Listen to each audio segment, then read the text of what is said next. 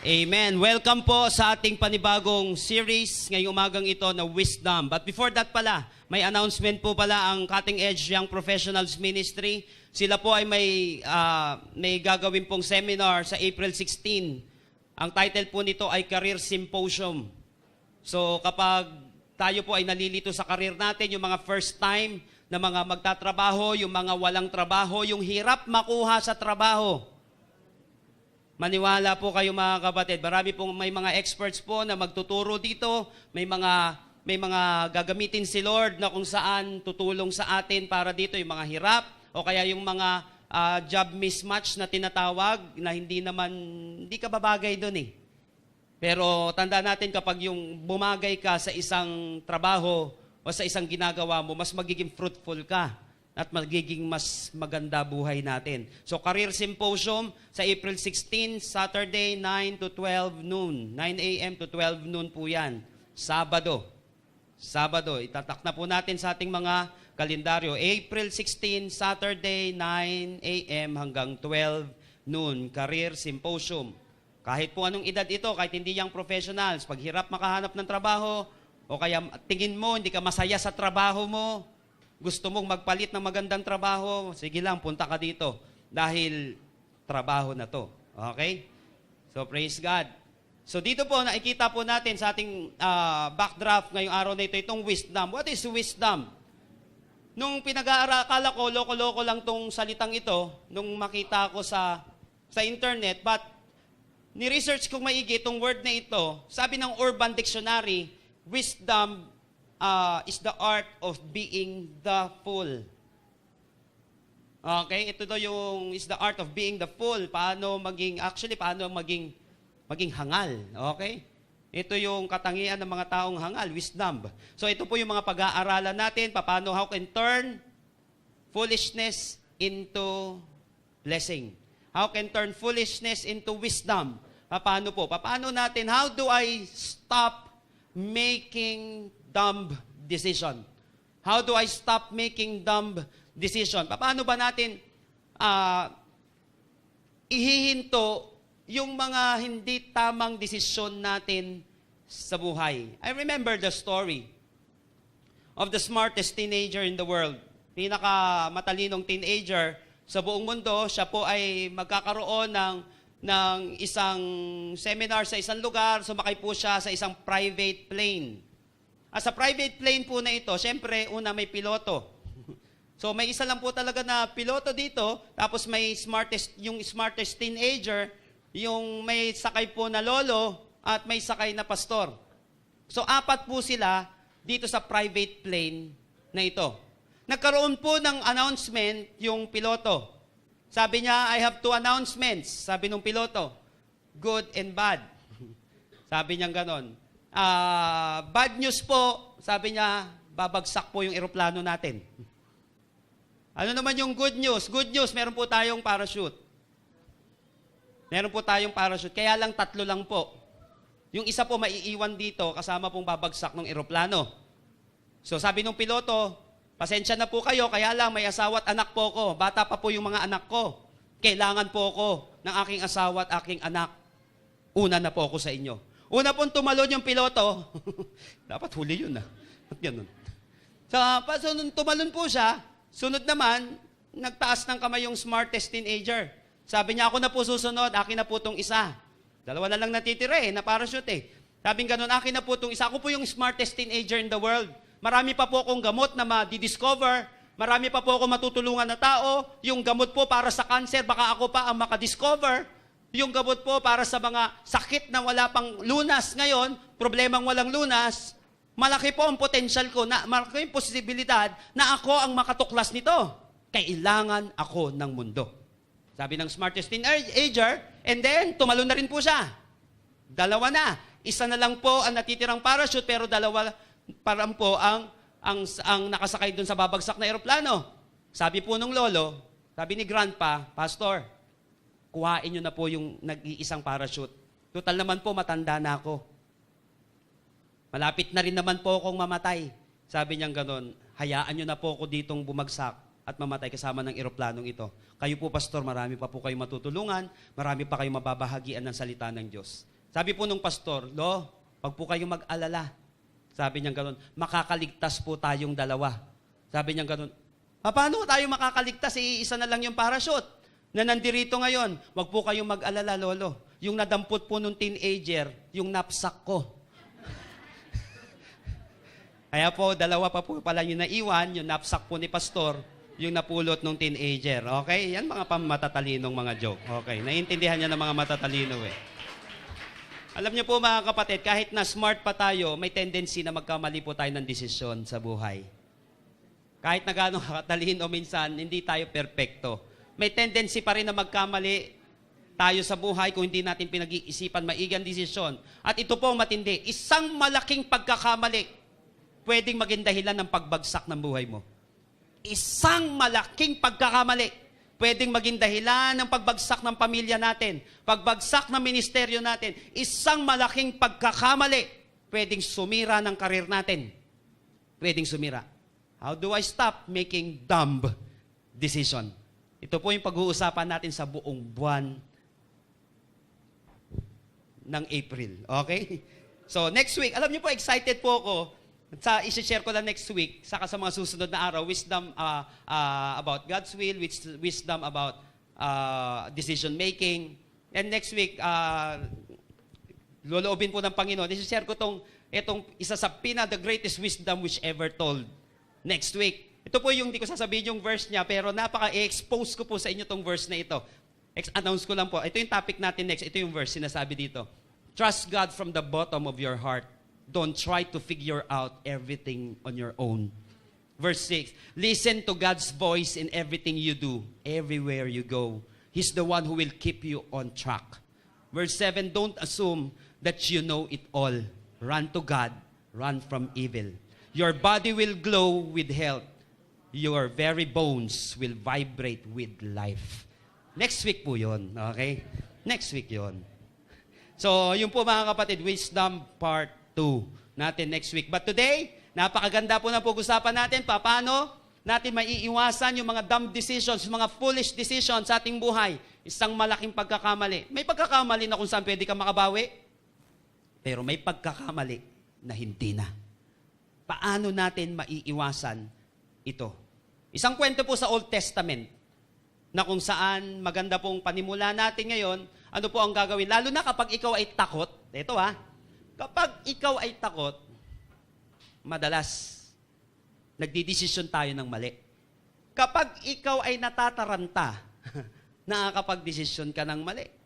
Kapag ikaw ay hyper, nakakapagdesisyon ka ng mali. Masyado kang in love. Basta mahal ko siya, basta mahal ko siya. Siya pinakagwapo, siya pinakapogi, siya pinakamukhang anghel sa buong mundo. Basta. Nanawaan po natin, kapag gano'n, huwag ka munang desisyon ng desisyon. Ano ang gagawin mo? Pag nagwo-worry ka, huwag kang desisyon ng desisyon agad. Nanawaan po natin, ano ang gagawin mo sa panahon ng punong-puno ka ng takot, punong-puno ka ng worry, hindi mo alam ang gagawin mo. Isang hari na to na kung saan dumaan sa isang mabigat na problema, hindi umasa sa kanyang sarili at humingi ng talino sa Panginoon at hindi po siya nagkamali.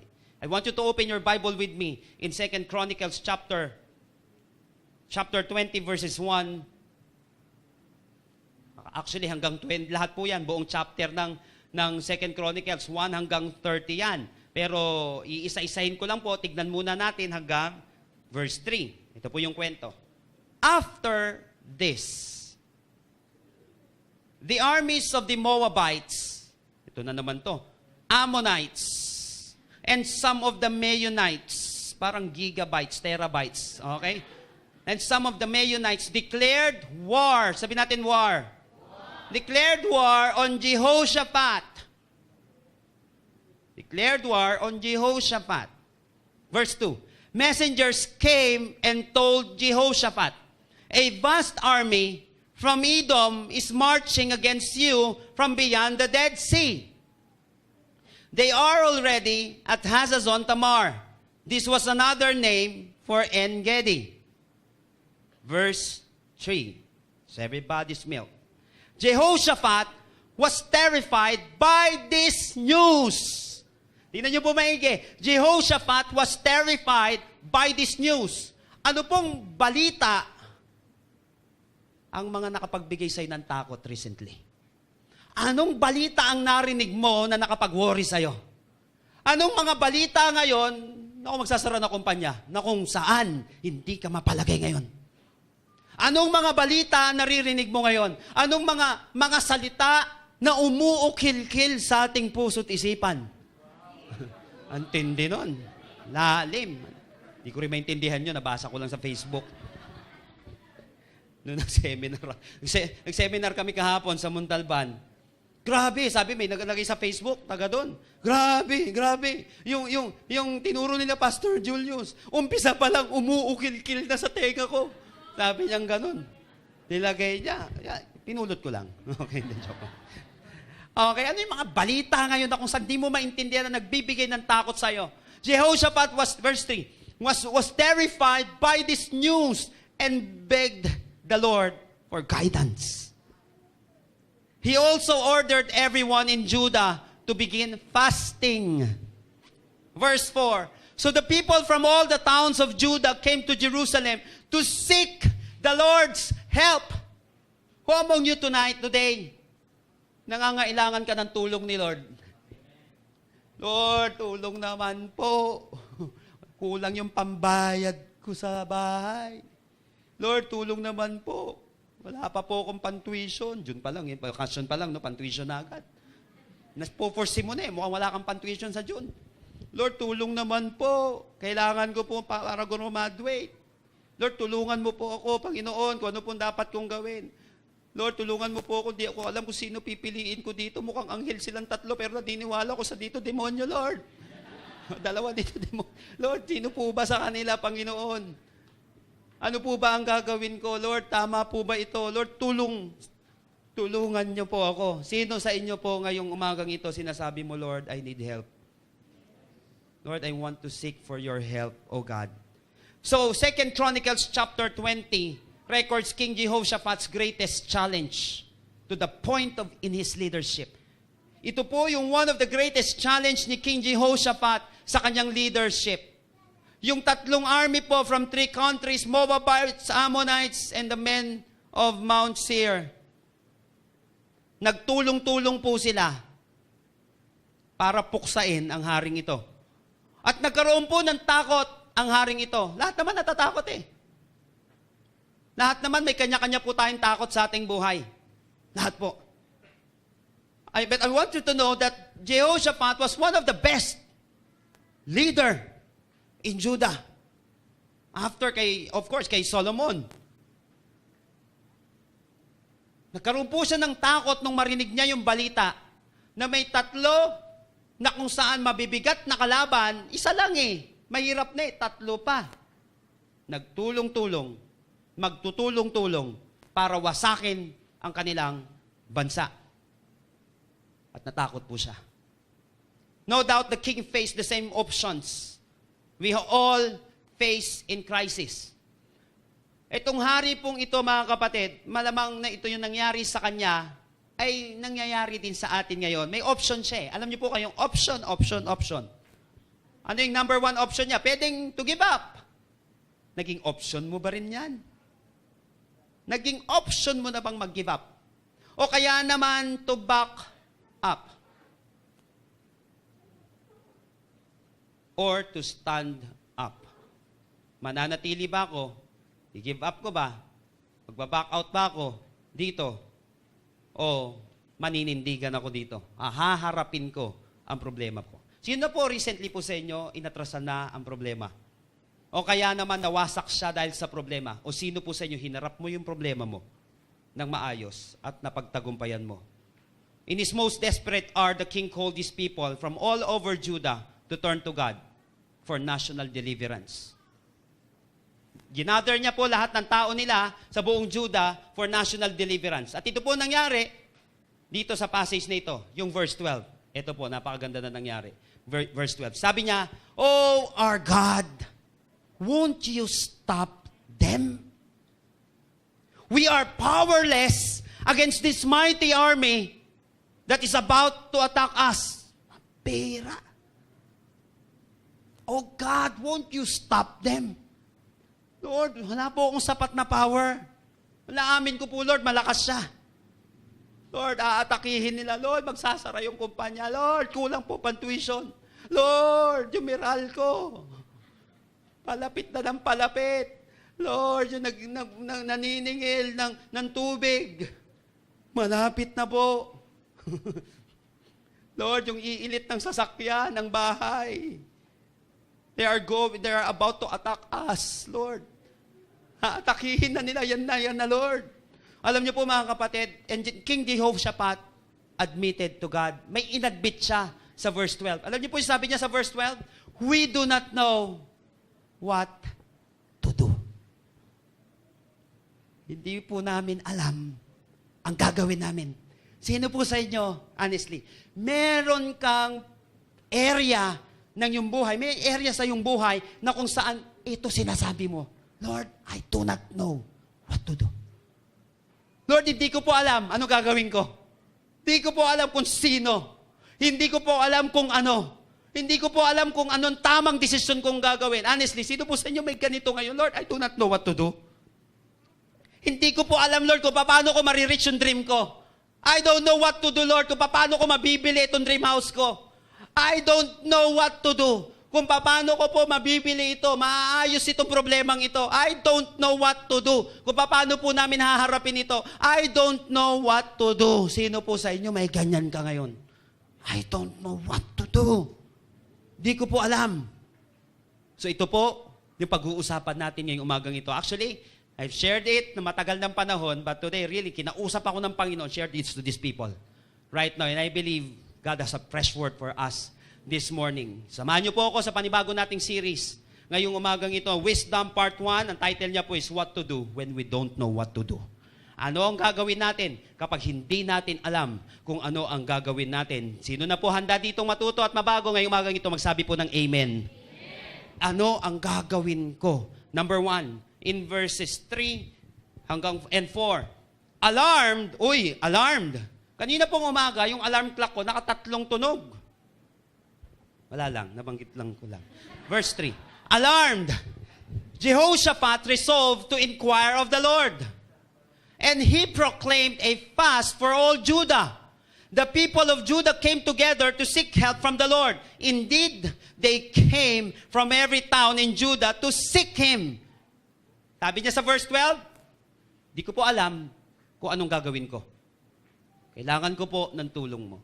Kung ito ang panalangin mo ngayong umagang ito, kapatid, and you really don't know what to do, kung anong bag ang bibilin mo, pati ba yun? Ang laki naman ng problema mo. Kung anong toothpaste ang bibilin mo. Kapatid, if you really don't know what to do, lalo na yung mga mabibigat na kung saan nagbibigay ng takot sa'yo o kaya nagpapabagal sa'yo, hindi ka makapagdesisyon. By the way, nagiging dahilan ba't hindi ka makapagdesisyon? Minsan napaparalyze tayo. Ang tawag dyan, paralysis by analysis. Sa sobrang hindi ka makapagdesisyon, wala ka nang magawa. Wala ka nang magawa. Kapipili ng kapipili. Sino kaya? Si Piolo Pascual kaya? Si James Reed? O itong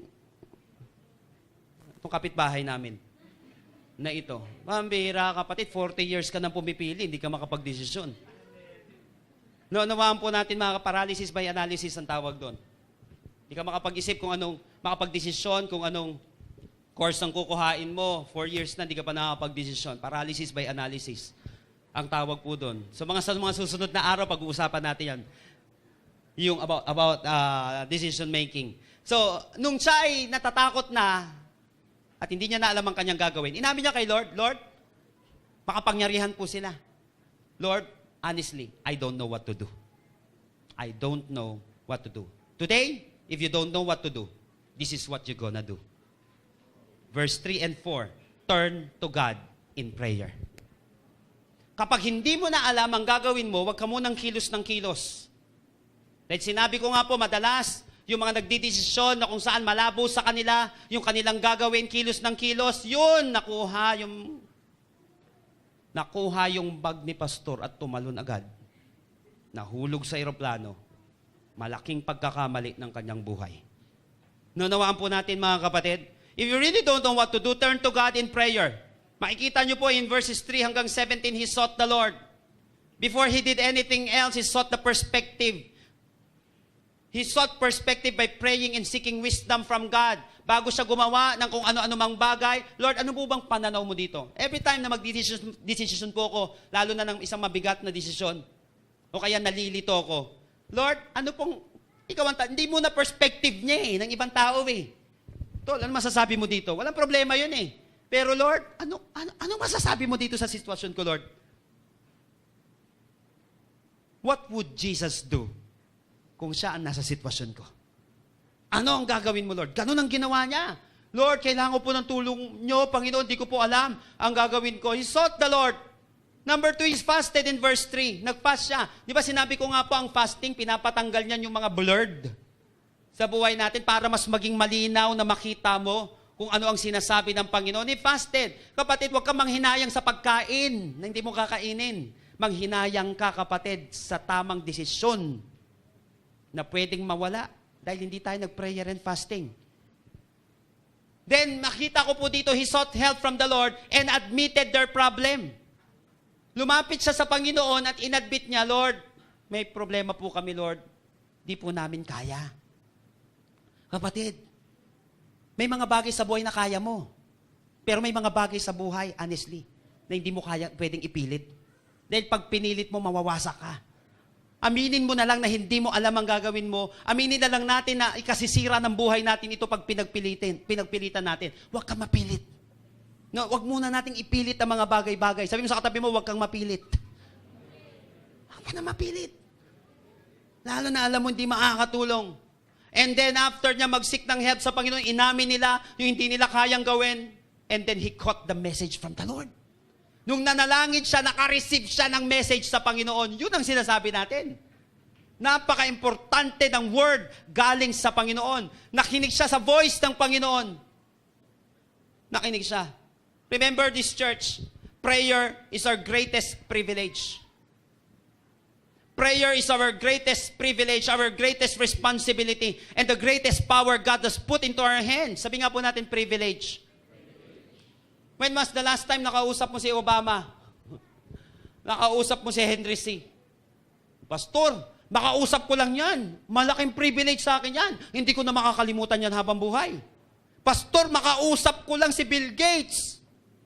Yung iba nga sa atin, makausap ko lang yung kapitan ng barangay namin, Pastor. Grabe. Kapatid, alam mo ba yung privilege na binibigay sa'yo ng Panginoon sa pamamagitan ng panalangin? Hindi pa kikipag-usap sa presidente, hindi pa kikipag-usap sa matatalinong tao at pinakamalakas na tao sa buong mundo. Ang panalangin ay malaking privilege, kapatid, kasi ang kausap mo ay hari ng mga hari at Panginoon ng mga Panginoon. Pinakamakapangyarihan sa lahat. Come on! Bakit hindi natin ikagrab ang isang opportunity na kung saan ibinigay na sa atin ng Panginoon ng libre? Oo, magaling sila. Oo, maraming matalino, pero wala nang gagaling sa aking Panginoon. Kaya nga gagamitin ko ang privilege nito ng pananalangin dahil naniniwala ako, kausap ko ang pinakamalakas sa lahat. Naniniwala ako na naiintindihan niya ako, nauunawaan niya ako, at ang pinakamatindi, may relasyon ka sa Kanya. Tatay mo siya sa langit. Come on, palakpakan po natin ang Panginoon. Gamitin po natin itong privilege na ito ng panalangin. Napaka-importante ng prayer. Libre po ito. Libre po siya. Sabi mo sa katabi mo, libre lang. Libre lang mag-pray. Bakit maraming tao, maraming Kristiyano tinatamad pang mag-pray? Libre lang. busy ako, pastor, gumagawa ko ng solusyon. Hindi mo ba alam ang prayer solusyon? Pastor, busy ako, kailangan kumita ng pera. Wala problema dyan, kapatid. Kaya lang ang panalangin, isang napakabigat, napakatindi, at napaka-sure na solusyon sa mga problema natin. Ang panalangin ay isang solusyon. Sinabi po ni George Mueller, may God help us to discover the power of the bended knee. Nawa, kapatid, dalangin ko rin ngayong araw na ito, madiscover mo yung kapangyarihan, kapatid, ng pagluhod sa Lord, yung kapangyarihan ng pananalangin, at dinideclare ko ngayong linggong ito, ngayong buwan na ito, maranasan mo ang kapangyarihan ng panalangin. Come on, palakpakan natin ang Panginoon. Hindi ko alam kung ano ang pinagdadaanan mo, pero makakaranas ka, kapatid. Makikita mo. You will discover kung gaano makapangyarihan ang panalangin. You will discover. May God help us May God help you to discover the power of the bended knee. Ilan na pong problema ang nasolusyonan because of prayer? Ilan na po mga kapatid na kung saan sitwasyon natin na hindi tayo makalabas-labas na solusyonan dahil sa panalangin? Bakit ako hihinto ng panalangin? Hindi lang naman naging effective ito sa iisang tao. Ang prayer hindi rin naman naging effective sa 2 tao, sa 10 tao, sa 1,000 tao, sa 1,000,000 tao. Ang naging effective ito sa napakaraming tao. Therefore, effective ito. Naunawaan po natin mga kapatid, sino po sa atin dito may karanasan ka na sa Panginoon pagdating sa panalangin? Nakita mo na ang kapangyarihan ng panalangin. Naunawaan po natin, isa sa gusto ko pong mangyari dito sa atin pong church sa Amazing Hope, tayo po ay maging mapanalanginin ng mga tao. Dahil ang kausap po natin mga kapatid, isang matinding Diyos. Hindi po basta-bastang tao ito. May God help us to discover the power of the bended knee. Nung siya po ay natatakot na, nung siya na ay kinakabahan, kasi nga ang kaharap nila paatake na eh. Nung paatake na, listen to this very carefully. Nung paatake na ang kalaban, 3 mabibigat na kaharian ang sasakop sa kanila. Nung nakikita nila, nararamdaman na nila na palapit sa kanila, instead na mag-focus sila sa aatake sa kanila, bigla silang lumingon kay Lord. Sa paglingon mo sa Panginoon, kapatid, ibig sabihin, kaya mo na mapagtagumpayan yung problema mo. Sa paglingon mo sa Lord, ibig sabihin, mas mahalaga kay Lord. Hindi ako magpo-focus sa problemang ito dahil naniniwala ako, mas kaya mo, Panginoon, na solusyonan ang problema ko. Naunawaan po natin mga kapatid, every time na ikaw humaharap sa problema, nagfo-focus dyan, maniwala ka, mamamagnet ka ng problema. Yung mga bagay na kung saan doon ka nagfo-focus, mamamagnet ka. Yung mga bagay at sitwasyon na doon ka tumututok, nakakamagnet yon. Sino po sa inyo dito na in love ka na minsan? Nung tinignan mo, hindi na nawala ang paningin mo sa taong yon. Sino po dito na in love ka sa asawa mo, hindi naman kayo close, gumawa ka ng paraan para malapit sa kanya? Napansin natin mga kapatid, kung sino iniisip-isip mo, tinitignan-tignan mo, mamaya magkasama na kayo. Mamaya nasa eskwelahan ka na. Mamaya nasa bahay ka na. Mamaya magkasama na kayo sa isang bubong. Therefore, kung saan ka nagfo-focus, imamagnet ka niyan. Kaysa ako, dyan ako mag-focus sa problema, di mag-focus ako kay Lord na gumagawa ng solusyon. Naunawaan po natin, mga kapatid, dahil si Lord may magagawa. Wala man ako magawa dito, pero naniniwala ko may magagawa yung Diyos na lalapitan ko ng tulong. Come on, palakpakan natin ng Lord. Prayer. What to do when we don't know what to do? Turn to God in prayer. Kaysa mag-focus tayo sa mga problema, sa mga kabigatan, naranasan ko na po yan eh. Yung ang bigat-bigat ng solusyon, nag-focus ka, mamaya, iyak ka ng iyak. Parang may magagawa ka naman. Naunawaan po natin mga kapatid, iba magnet lang tayo niyan, lalo lang tayong pahihinain niyan, mag-focus tayo sa Lord. Turn to God in prayer. Load natin kay Lord, iiyak natin sa Panginoon yan, mga kapatid. At naniniwala ko may magagawa si Lord. Pangalawa, sabi po dito sa verse 20, ito matindi yung sinabi dito. Sabi, early in the morning, they left for the desert of Tekoa. As they set out, Jehoshaphat stood and said, listen to me. Sabi nung hari, galing din na leader to. Listen to me, Judah and people of Jerusalem. Have faith in the Lord your God, and you will be upheld. Have faith in His prophets, and you will be successful. Nung hindi niya alam ang gagawin niya, they turn to God in prayer. And then number 2, gagawin mo, turn to God in faith. Sabihin po natin, faith. Pag hindi mo na alam ang gagawin mo, kapatid, harap ka sa Panginoon, manalangin ka, pangalawa, manampalataya ka sa Kanya. Sabi dito, have faith in the Lord your God. Sinabi po sa New Living Translation, next slide. Ito pong New Living Translation, sinabi niya po, listen to me, all you people of Judah and Jerusalem, believe in the Lord your God, and you will be able, yung upheld doon sa NIV, ibig sabihin po nun, to be able to stand firm. And you will be able, manampalataya ka kay Lord, and you will be able to stand firm. Sino po sa'yo? Dahil minsan ang takot natin, pinapanginig yung mga tuhod natin. Minsan yung takot natin may tendency na pabagsakin ka na. Yung mga takot natin at mga battles natin sa buhay, may tendency na lumpuhin ka.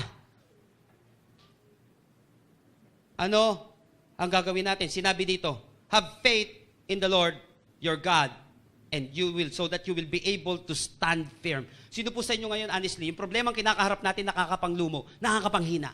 Pag problema pa naman, Diyos ko po, ano ba ito, Lord? Nawalan ako ng pera. Diyos ko po, ano po nangyari? Yung puro Diyos ko po, Diyos ko po. Ang nangyari, okay sana yun, maganda no? Anong classic juice yan? Apple juice, mango juice. Ano ba yun? Have faith in God so that you will be able to stand firm. Ano pong sitwasyon sa'yo ngayon, kapatid, na halos malumpo ka na sa sitwasyon na yan? Na halos ma-paralyze tayo, hindi na tayo muling makatayo. Ano po yan? Ang panlaban daw, pananampalataya. Pananampalataya. At sabi dito, believe in His prophets and you will succeed. Kaya nga yung mga nagsasabi, basta kay Lord lang ako. Kay Lord lang ako susunod. Kay Lord ka lang susunod, tapos di ka sisunod sa leader mo. Ano yon? Ang hindi pagsunod sa leader mo, hindi pagsunod sa Lord. Naunawaan po natin mga kapatid, kasi kapag si Lord, kaya gumagamit siya ng mga tao dito sa mundo. Nabihira, yung leader mo nga, di mo masunod, si Lord pa masunod mo. Hello. Parang ganito yan, kapatid. Di ka nga makapunta sa church, tapos gusto mo pang pumunta ng langit. Mas madali nga pumunta sa church, sa mapunta. Naunawaan po natin mga kapatid, matagal-tagal pa yun. Mga isang araw pa. Hindi, joke. Darating si Lord mamaya. Naunawaan po natin mga kapatid. So, importante po yun. Importante na marunong silang sumunod sa leader nila at nakikinig sila sa leader nila. Sabi nga, you will be able to stand firm, have faith in God. And have faith in His prophets. Kasi may word sila sa inyo na kung saan ibibigay ko. Ngayong umagang ito, naniniwala ko kapatid, sa pamamagitan ko, kinakausap ka ng Panginoon ngayong umagang ito. May pagpapalain dito kanina pa lang, nung special challenge natin kanina, special offering natin, naniniwala ko yung mga prayer na yung mangyayari sa buhay mo, lalo na sa mga nagbigay sa Panginoon. Come on, palakpakan nga natin si Lord. Have faith. Sabi mo sa katabi mo, have faith. Kapag hindi mo na alam ang gagawin mo, manampalataya ka, kapatid. Sabi po ni Augustine, faith is to believe what we do not see. And the reward of this faith is to see what we believe. Ang pananampalataya daw, ang faith daw ay paniniwala sa mga bagay na hindi mo nakikita. At ang reward daw ng pananampalataya sa mga bagay na hindi mo nakikita ay makita mo yung pinaniniwalaan mo. Lahat po ng naniniwala dito at nananampalataya, magsabi nga po ng amen. Kapatid, may mga bagay na hinihiling ka pero hindi mo pa nakikita. Meron dito kapatid, hindi mo pa humihiling ka sa Lord ng bahay, hindi mo pa nakikita pero alam mo mangyayari sa'yo. Meron dito nagpipray ka ng kotse pero ni kotse-kotsihan, wala tayong makita pero naniniwala ka magkakaloob ang Panginoon. Maybe meron dito kapatid, meron kang karamdaman, hindi mo pa nakikita ng buong-buong yung healing pero naniniwala ka, ang reward daw niyan, makikita mo yung kagalingan mo kapatid. Makikita mo yung pinaniniwalaan mo kasi nananampalataya ka. Yan ang pananampalataya. Come on, palakpakan natin si Lord. Sinabi po ni Catherine Kuhlman, one of the greatest na revivalist sa history ng Kristyanismo, isang babae na napakahusay, napaka-anointed. Ito po yung mentor ni Benny Hinn. Sabi po ni Catherine Kuhlman, faith is the quality or power by which the things desired becomes the things possessed. Yung mga bagay do, ang pananampalataya, ito ay quality or power na kung saan yung mga dinidesire mo dahil naniwala ka, ay mapapas sa iyo. Ito ang epekto ng pananampalataya. Sinabi ko nga kahapon, dun sa mga seminar na pinagsalita namin, alam mo kapatid, puhunan natin sa mundong ito, puhunan natin sa pananampalatayang ito. Puhunan mo sa tagumpay mo ang pananampalataya. Importante ang faith. Kaya nga po sinabi sa Hebrews chapter 1, verse 11, now faith is being sure of what we hope for and certain of what we do not see. Kapatid, ano yung inaasahan mo? Ako, umaasa ako, balang araw, makakagraduate ako. Yan ang faith. Ako, umaasa ako, magkaka-boyfriend ako eh. Pag babae ka. Okay. Tama yun, masa ka. Ako, umaasa ako na magkakaasawa ako ng matino. na magiging katuwang ko sa buhay. Kapatid, sino dito may inaasahan? Kaya lang hindi mo pa nakikita. Sino po dito may pangarap ka, kapatid, may inaasahan ka, kaya lang hindi mo pa nakikita. Pero once na ikaw ay naniwala at sinasabi, sure to, mangyayari ito. Mangyayari yan. Yun yung faith. Na kahit na yung iba hindi naniniwala, pero ikaw naniniwala ka. Dahil naniniwala ka may magagawa si Lord. Ang faith daw, sure. Sabi nga natin, sure. Being sure. Malalaman mo naman yung mga sure eh. Yung word nila kanina, yun din yung word nila mamaya. Lord, I declare, Lord, I claim my healing. Tignan natin yan bukas. Ay, mamamatay na ako, sakit ng kasukasuan ko. Grabe naman. Alam mo, may faith yan. Wala. Alam mo yung faith sa wala. Sure. Kala ko sure ka. Sure ka kanina. Pero ngayon hindi. Dapat sure ka. Naunawaan po natin, mga kapatid. Kala ko ba siya, Lord? Sabi mo sa akin. Naunawaan po natin, mga tapos nakakita ka, parang nalilito ko, Lord. Kapatid, delikado yan, mga ganyan-ganyan. Sure. Ang faith daw is being sure of what we hope for and certain of what we do not see. Ang hirap pa namang umasa sa hindi mo pa nakikita. Kaya nga maraming hindi naniniwala kay Lord eh. Kasi hindi pa nila nakikita. Kaya lang ang pinakamalaking problema nila, ang hindi nila alam, ang daming bagay sa buhay na ito at sa mundong ito na totoo naman pero hindi pa nila nakikita. Tanong ko nga sa kanila, sa mga atheist na yon, nakita nyo na ba yung Neptune? Kita mo na yung Antarctica ng personal? Hindi pa. Tanong ko, totoo ba? So, may mga bagay sa mundong ito na hindi mo pa nakikita, pero totoo. Meron mga gamot na maiimbento pa lang, pero totoong gamot. Dati wala pa pong gamot yung dengue, pero next one, yung baby po namin, si Baby JC, may vaccine na ng dengue.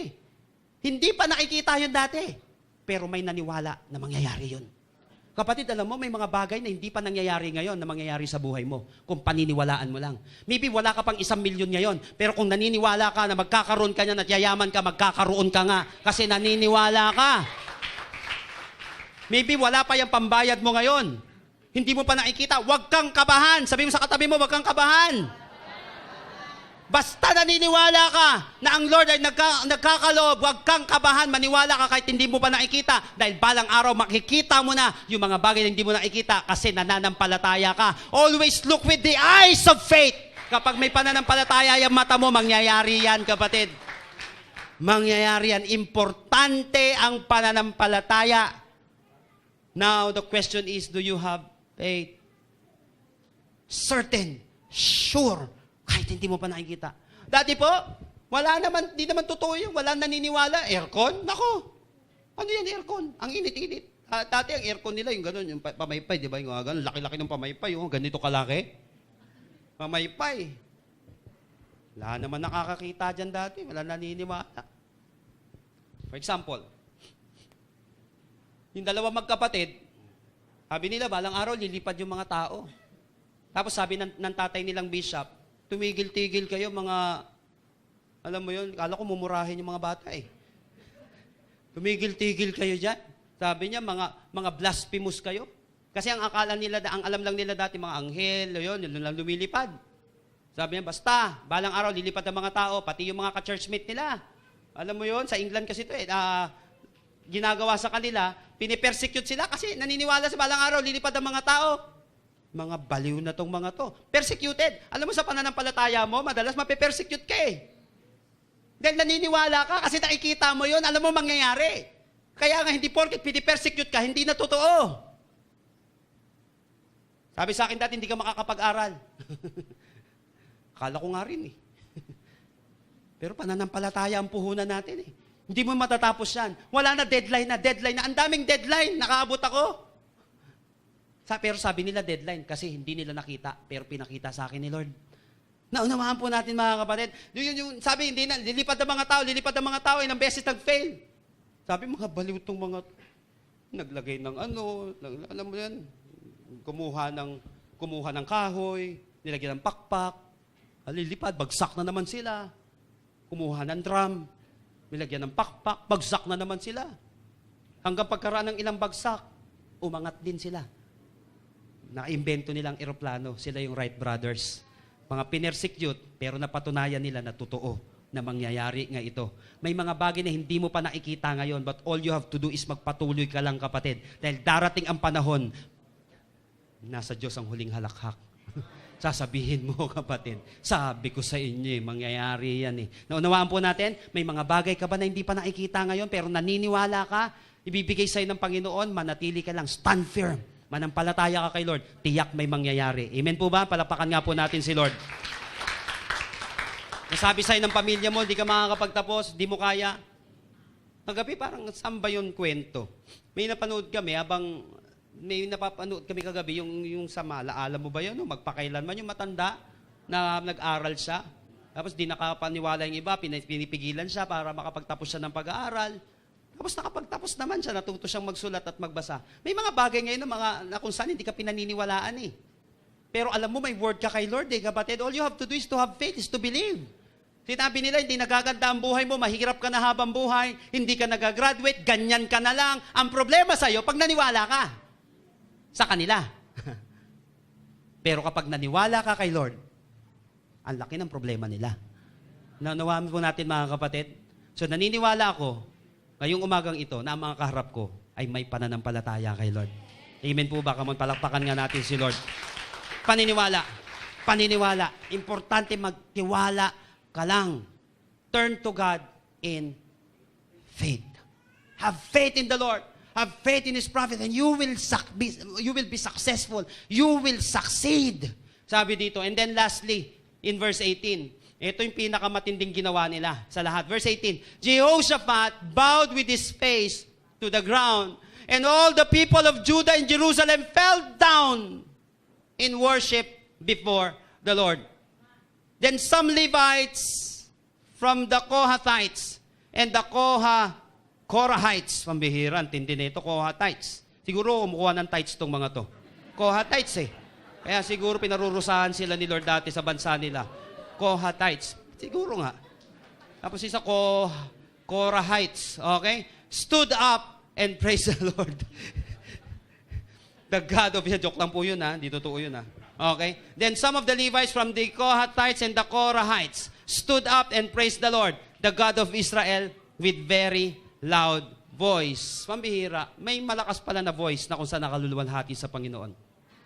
What to do when we don't know what to do? Number 1, ano po? Turn to God in prayer. Number 2, turn to God in faith. And then lastly, turn to God in worship. Sabihin po natin worship. Ano po ba na itutulong ng pagsamba every time na tayo ay nagkakaproblema? Ano po ba ang nagagawa niya? Tignan po natin. Next verse. Verse 21. After consulting the people, Jehoshaphat appointed men to sing. Ay, bago ko pumunta doon. Pwede namang kumanta si Jehoshaphat. Pero nag-appoint siya.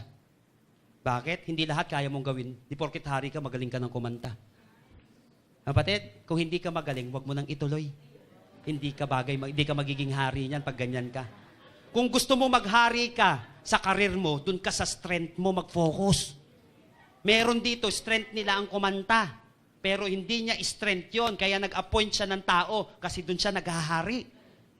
Naunawaan po natin, gusto mong maging king ka, dyan sa karir mo, sa business mo, kung saan ka magaling. Kung yung hindi ka magaling, wag mo nang ipilit, kapatid. Ibigay mo sa iba.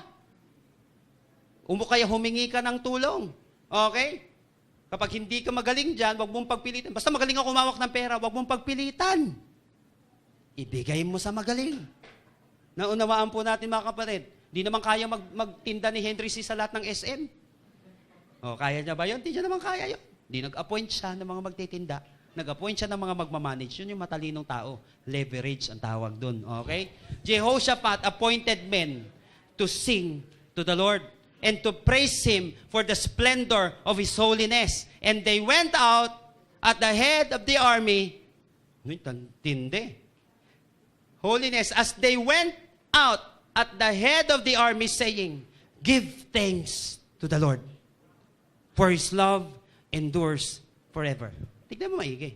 Ano yan, pakanta-kanta ka pa, may problema na, magbabayad na tayo. Nandiyan dyan na yung Meralco, kakanta-kanta ka pa dyan. Pa-worship-worship ka pa dyan, tumigil ka nga dyan, pa-pray-pray ka pa dyan. Tumigil ka, yan na yung galaban. Nanawaan po natin, sino may ganyan sa atin? Yung aligaga ka na, ay, wala mo ng church. Ay, mamihira, mabayad ko ng utang. Wala akong pambiling pagkain. Batid, mali yun. Sila nung hindi na nila alam ang kanilang gagawin, they turn to God in worship.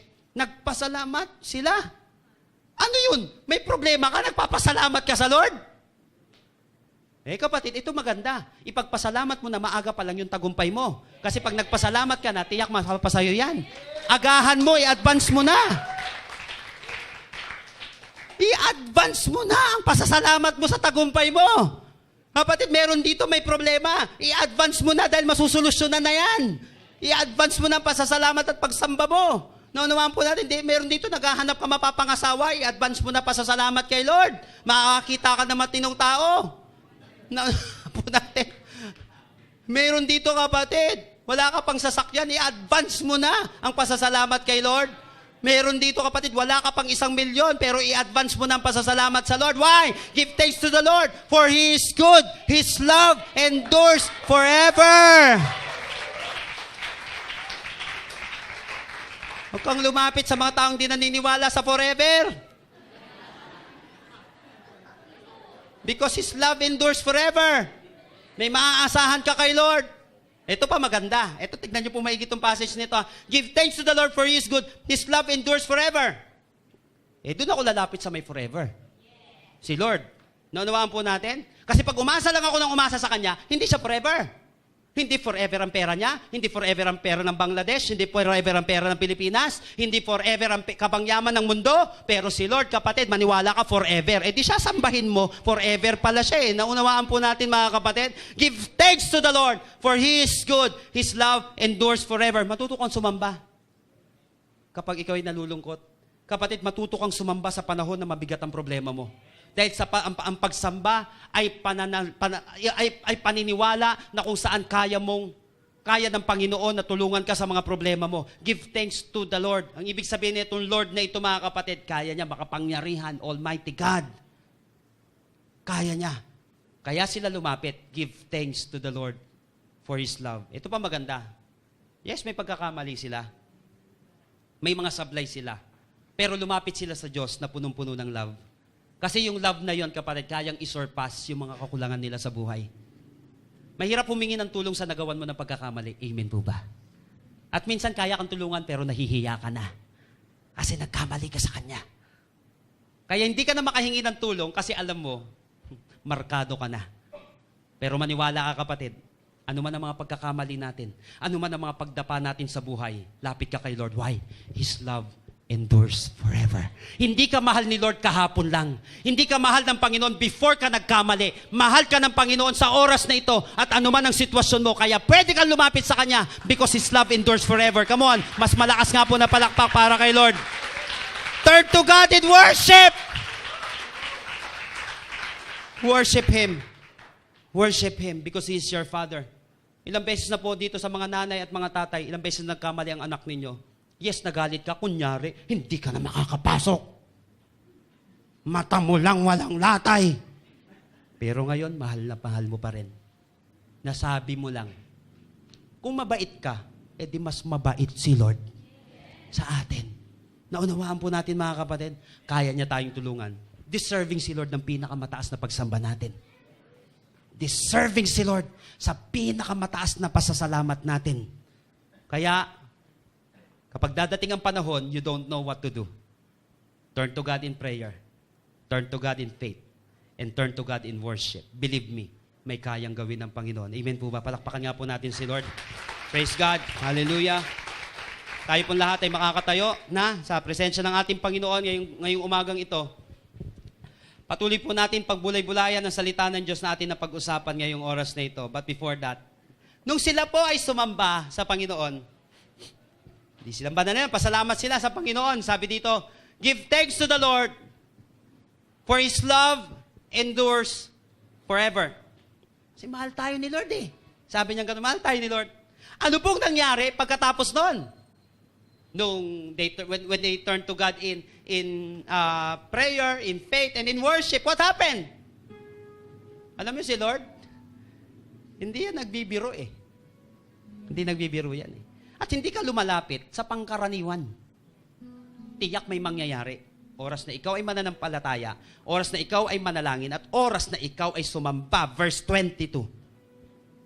And they began to sing and praise. The Lord set ambushes against the men of Ammon and Moab and the Mount Seir who were invading Judah. They were defeated.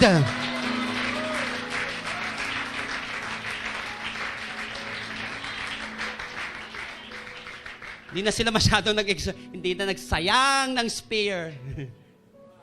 Dami nating nasasayang pala, no, pag sa sarili natin lakas. Daming nauubos. Puhunan nila. Pray. Faith. Tapos worship. Itong ganda dyan, kapatid. The Lord set ambushes. Huwag na kayong lalapit dyan. Ambush. Against the men of Ammon and Moab and Mount Seir, who were invading Judah, and they were defeated. Alam niyo po, kanina pinagbubulay-bulayan ko yan, nag-strike sa akin yung word na invading. Yung nag-i-invade sa kanila, yung nagpaplano mag-invade, sumakop sa kanila, pumatay sa kanila, sumira ng buhay nila. Ano nangyari? They were defeated. Kapatid, what fear is invading your life today? Ano yung takot na nag-i-invade sa'yo ngayon? Alam mo yung invade? Yung puro siya na lang iniisip mo. Yung parang paranoid ka lagi. Yung kala mo lagi may puputol na. Doon sa metro. Kala mo may puputol na doon sa may linya. Parang napaparanoid ka lagi kasi nga wala kang pambayad. Yung akala mo hindi ka na makakapasok, lagi kang paranoid. Yung mga invading. Ang fear kaya mag-invade yan sa tao. Minsan nga natutulog ka na, napapanaginipan mo pa eh. Narasa ba yan? Kapatid? Ibig sabihin, invaded ka nun. Nasakop ka. Yung pupunta ka sa isang resort, pero may problema ka, pinipilit mo magsaya. Pero sa totoo, malungkot ka eh. You were invaded by that fear. Yung hihiga ka, na whereas dapat makakaranas ka ng peace, ng kapayapaan, pero hanggang sa paghiga mo, nakikita mo, na-i-invade ka ng problema mo. Ano yung mga takot na nag-i-invade sa'yo ngayon? Ano yung mga worries na nag-i-invade sa'yo ngayon? Ano yung mga problema na ini-invade ka na kahit saan ka pumunta, sinusundan ka? Ibig sabihin, sakop ka niya. At ano yung mga kasalanan na ini-invade ka na kung saan gusto mong makalaya? Kapatid, nanalangin, nanampalataya, at sumamba. Sabi dito, the Lord set ambushes against the men of Ammon and Moab and Mount Seir who were invading Judah, and they were defeated. Today, as you apply this word, I believe may mga fears na mai-invade dito.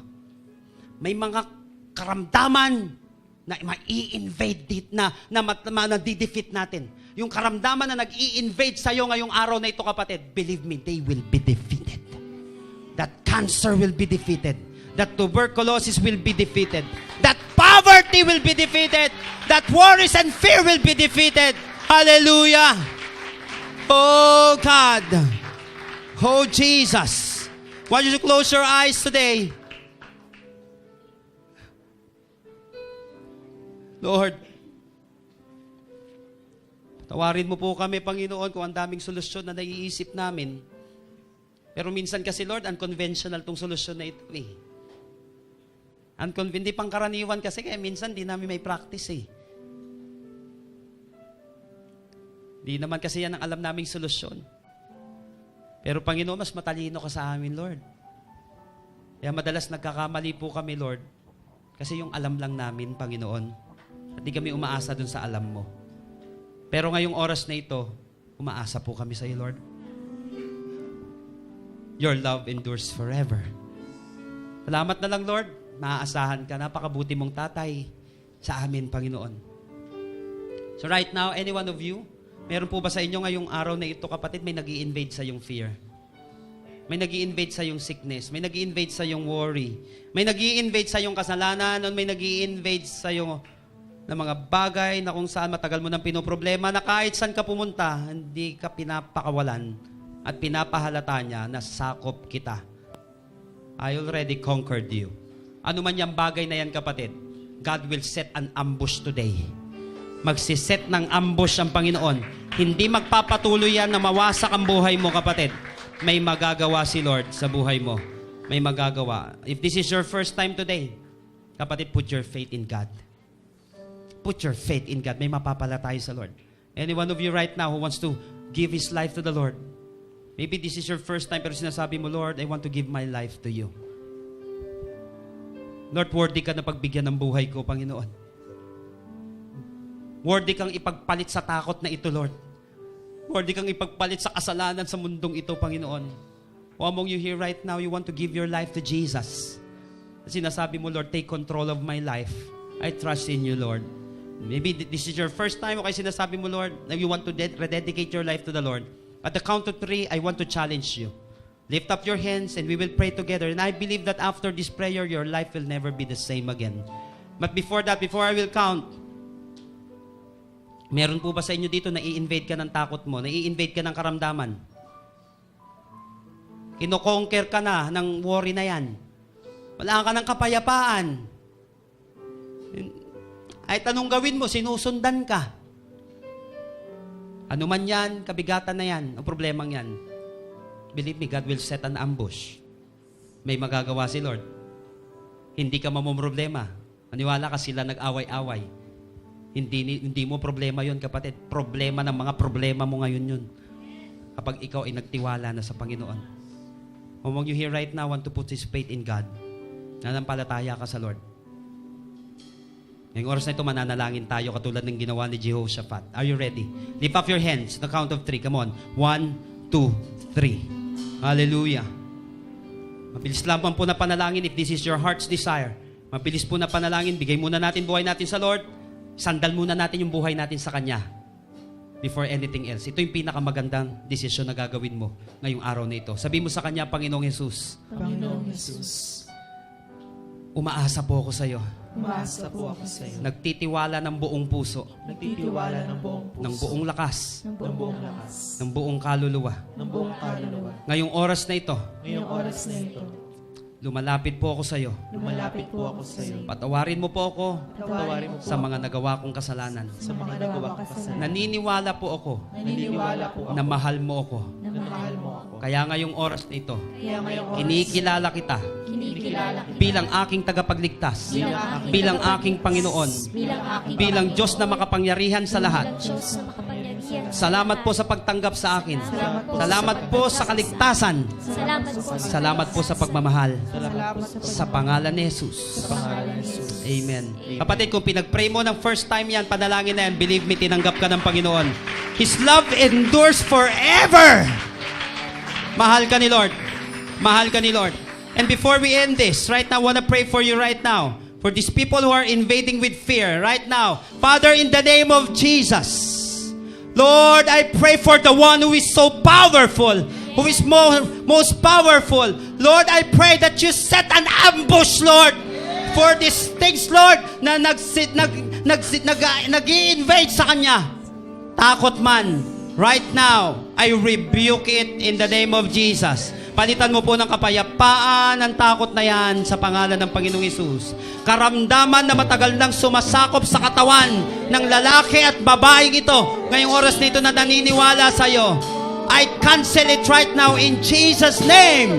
Leave that body now in the name of Jesus. Kahirapan ngayong oras na ito na umaalipin sa anak ng Diyos na ito, layas sa kanyang katawan. Welcome prosperity sa buhay ng bawat isa ngayong oras na ito. Bigyan mo po ng kagaanan, kapayapaan ang bawat isa, Lord.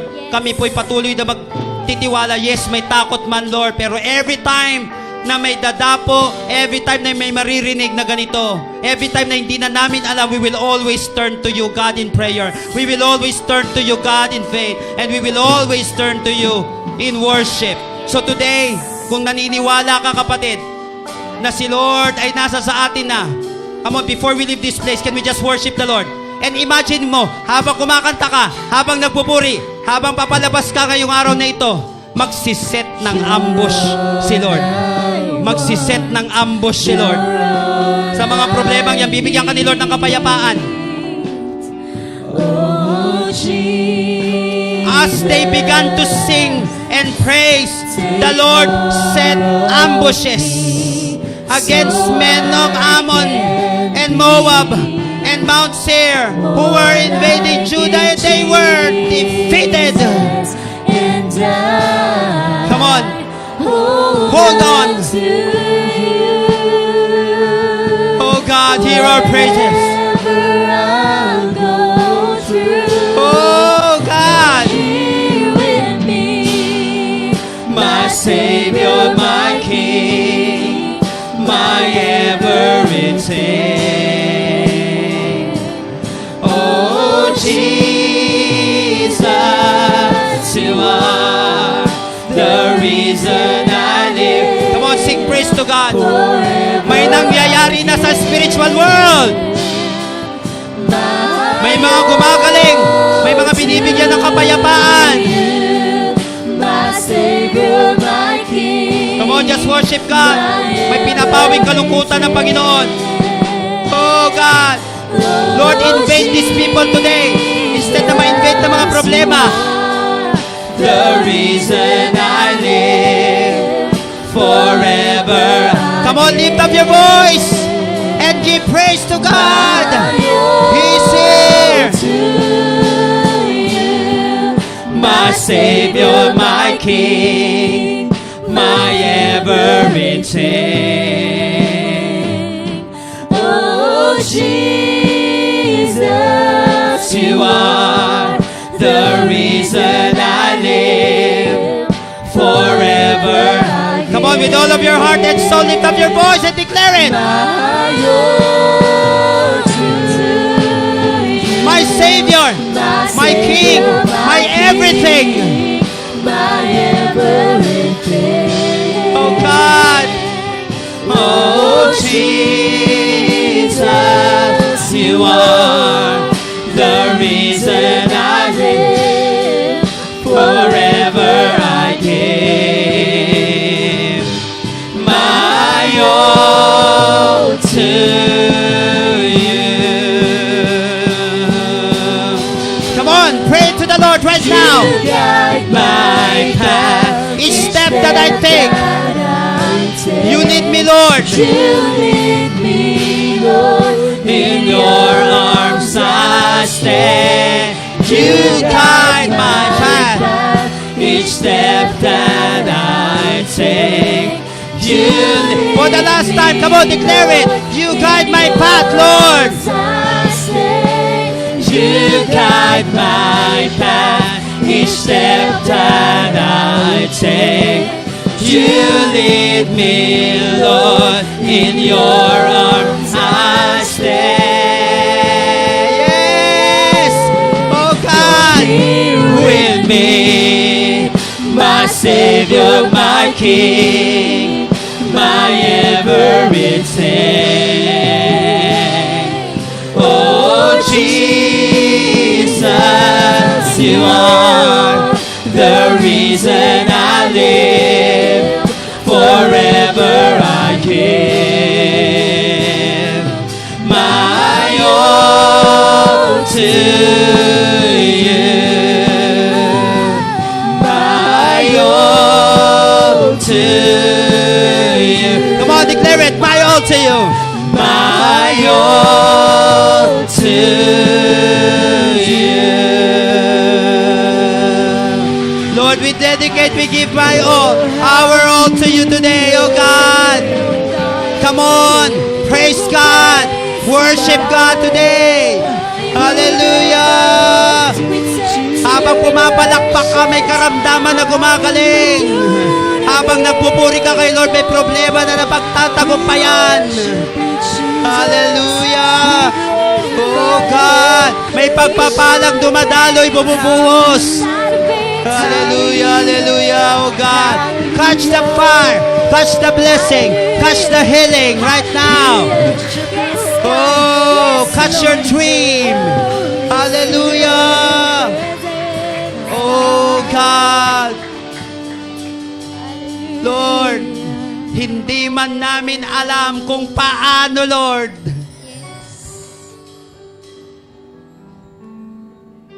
Di man namin alam. Natatakot man kami sa realidad, Lord. We will always turn to you in prayer. Buti na lang, Panginoon, ang linya mo, Panginoon, hindi napuputol sa iyong mga anak. Salamat po, Lord. Salamat. From now on, Lord God, we will put our faith in you, God. And from now on, balik mo, Lord, yung pagsamba sa puso namin, Lord. Excited kami, Lord. Sumasamba, saan man kami nakapon. Lord, maaga pa lang, Lord. Nandito na sa church. Di pa nagsisimula yung praise and worship kasi excited, Lord. Excited sumamba. Kang matapos, Lord. Excited sumamba. Panginoon, sa panahon ng problema, Panginoon, hindi malaking kahangalan pagsamba sa iyo, Lord. Kundi ito ay malaking solusyon, Panginoon, sa amin. Salamat po, Panginoon. Lalabas kami ng pag-asa. Lalabas kami, Panginoon, na kung saan, Lord, walang nakaharang. Dahil, Lord, ngayong oras na ito, ini-invade mo na, Panginoon, ang mga mananakop na problema, ang mga mananakop na takot, Panginoon, ang mga mananakop na kasalanan, Lord God. Right now, they are defeated in the name of Jesus. They are defeated! Always declare that they are defeated in the name of Jesus. In the name of Jesus. In the name of Jesus. All victory is yours, so God. Thank you, Lord. Thank you, Lord. Right now, can we lift up our hands? Taas natin ang ating mga kamay, tanda ng pananampalataya, paniniwala, at tanda ng pagtanggap sa mga pagpapala ng Panginoon ngayong araw na ito. Lalabas ka, kapatid, na pinagpala upang ikaw ay maging pagpapala. Believe me that you are a blessing. Magpapala ka sa mundong ito. From now on, you will be a blessing. You will be blessed for you to become a blessing. Now, lahat ng anak ng Diyos, tanggapin ang mga pagpapalang ito which God promised in Numbers chapter 6. Every time you declare ito, receive it with all of your hearts, and you will receive it. Right now, may the Lord bless you and take care of you. May the Lord be kind and gracious to you. May the Lord look on you with favor and give you peace. Lord, we receive all of these blessings. In Jesus' name we pray, and everybody shout aloud. Mas malakas na palakpak. A victory! Clap for the Lord! Sabihin mo sa mga katabi mo, turn to God. Turn to God. Praise the Lord.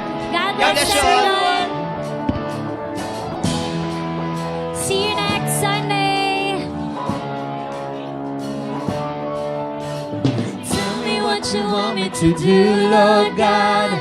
Tell me what you want for my life. It's yours, oh God. It's yours. Do your will, have your way. Be Lord God in this place. So I want your will to be done. And I will climb this mountain. And I'll step on the shore. And I have chosen to follow and be by your side forevermore. God bless everyone. And I will climb this mountain. And I step up the shore. Step off the shore. And I have chosen to follow and be by your side forever. Be be by your side forever, be by your side forevermore. God bless everyone. God bless. See you next Sunday.